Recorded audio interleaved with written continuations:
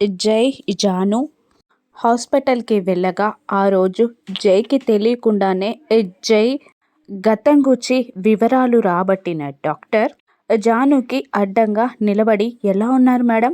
మీ husband ఎలా ఉన్నారు? ఆయన చాలా సీరియస్ ఇష్యూలో ఇరుక్కున్నారు. ఆయనకి ట్రీట్మెంట్ చాలా అవసరం" అని డాక్టర్ జానుతో అంటూ ఉండగా, మాట్లాడొద్దు అని జాను కళ్ళతో సైగ చేసినా కూడా ఆయన పట్టించుకోరు.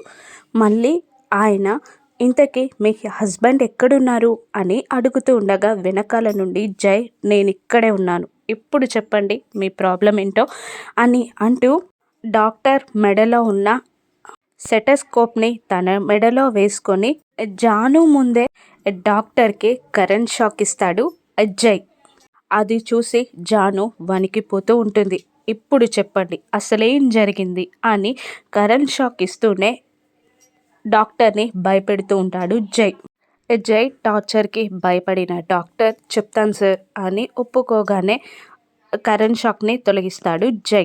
"ఆ రోజు మీకు తెలియకుండా మీ ఆవిడ మిమ్మల్ని ఇక్కడికి తీసుకొచ్చింది సార్" అని డాక్టర్ చెప్పగానే భయంతో వణికిపోతూ ఉంటుంది జాను. కోపంగా చూస్తాడు జై. జానుని ఇప్పుడు జై ఏదైనా చేస్తాడా? రానున్న ఎపిసోడ్స్‌లో చూద్దాం. Thank you for watching.